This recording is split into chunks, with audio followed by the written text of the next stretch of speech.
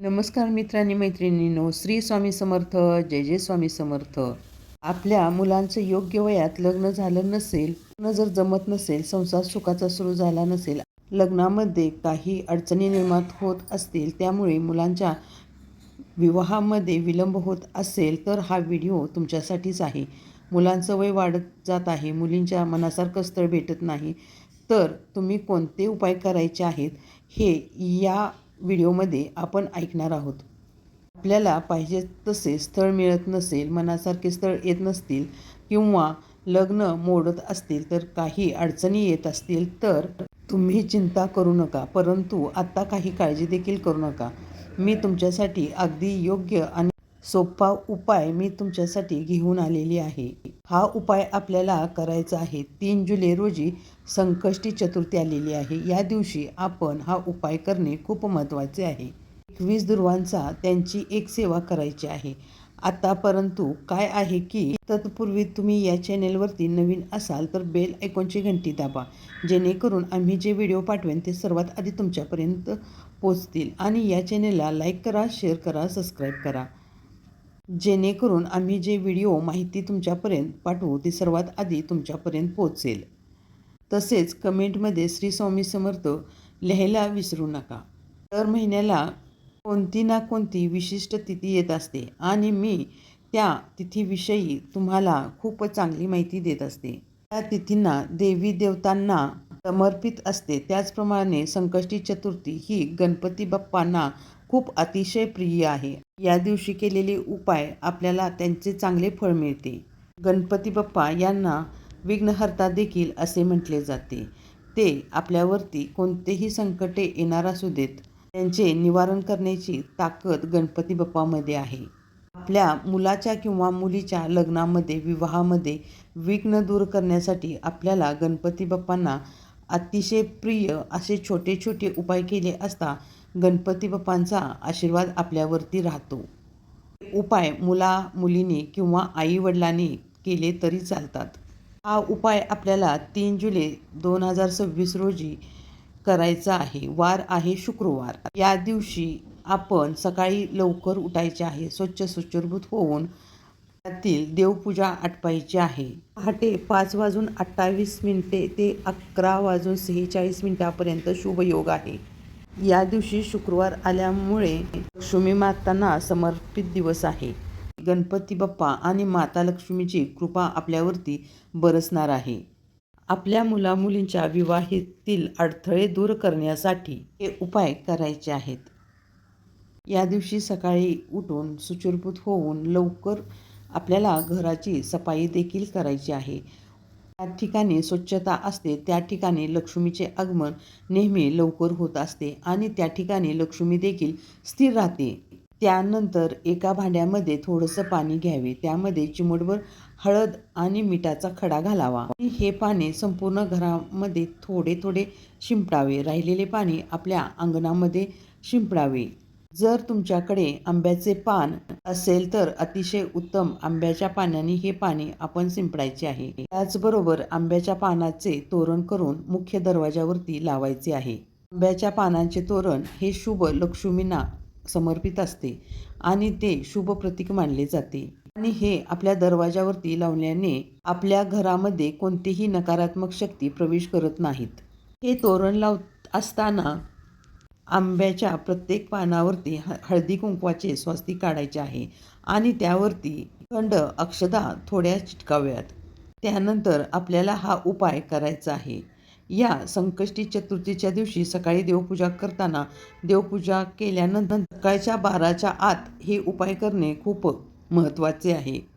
उपाय करण्यासाठी सर्वात प्रथम देवपूजा केल्यानंतर तुळशी मातेची पूजा करायची आहे.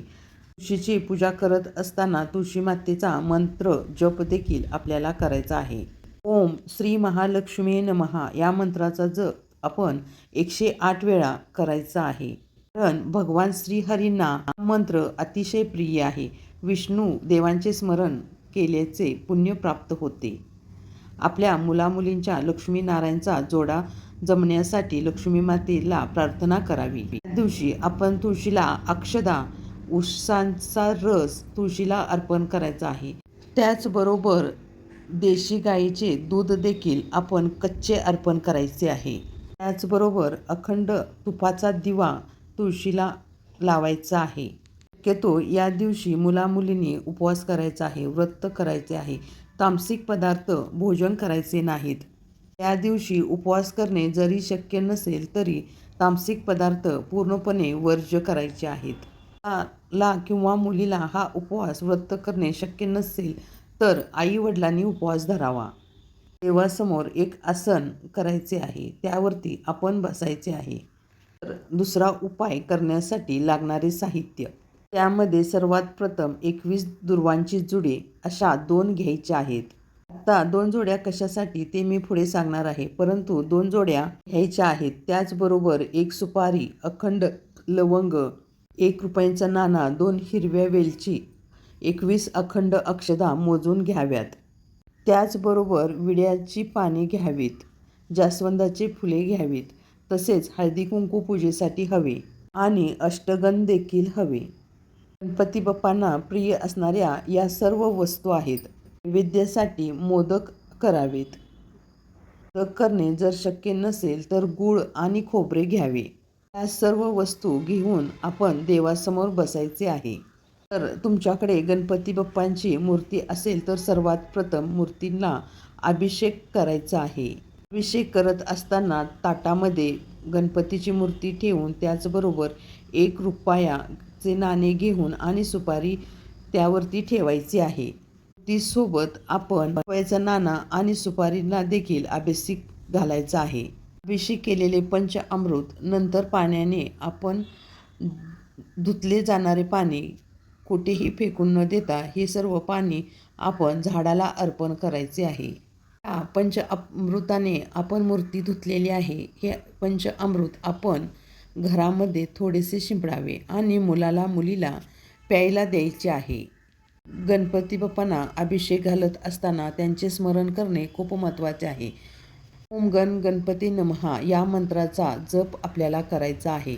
₹1चा नाणा आणि सुपारी हे गणपती बाप्पांचे प्रतीक आहे. त्यानंतर ही सुपारी आणि ₹1चा नाणा स्वच्छ पुसून त्यानंतर आपण मूर्तीसमोर ठेवायचे आहे. तुम्ही हळदी-कुंकवाने स्वस्तिक काढायचे आहे.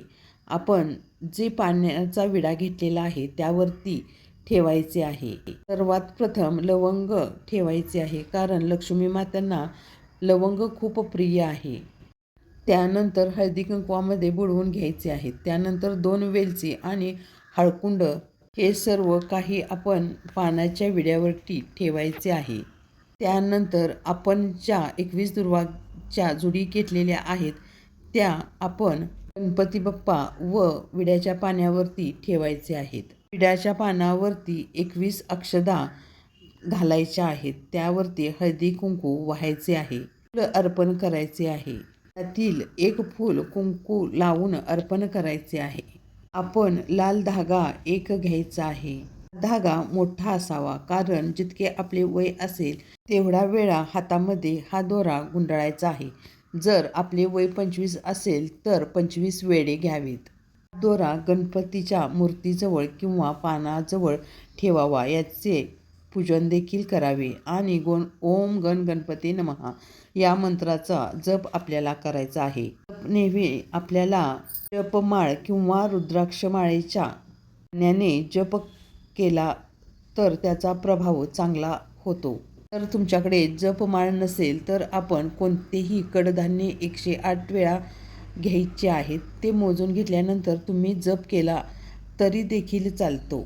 जप केल्यानंतर मुलाच्या विवाहाची मागणी, आपल्याला जे कोणते प्रश्न पडत असतील ते गणपती बाप्पांना समोर बसून सांगायचे आहेत आणि या संकटाचे निवारण करा म्हणून त्यांना विनवणी देखील करायची आहे.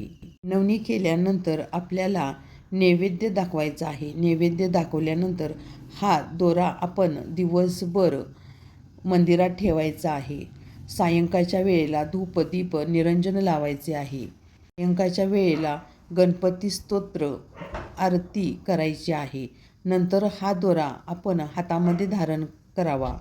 अशा पद्धतीने विधिवत पूजा करून हा दोरा आपण हातामध्ये धारण केला असता गणपती बाप्पांचा आशीर्वाद आपल्यावरती राहतो. हे पूजेचे साहित्य दुसऱ्या दिवशी निर्माल्याच्या ठिकाणी विसर्जित करावे, नाहीतर एखाद्या झाडाच्या ठिकाणी बुडक्यामध्ये अर्पण करावे. धुळीच्या ठिकाणी टाकू नये, पाय धुळीला येतील असे टाकू नये, नाहीतर या उपायाचे फळ आपल्याला मिळणार नाही. हा उपाय 100% रिझल्ट देणार आहे. करून बघा आणि तुम्हाला किती फरक पडतोय ते कमेंटमध्ये नक्कीच सांगा. हा उपाय आपल्याला 11 संकष्टी 5 संकष्टीला करणे गरजेचे आहे.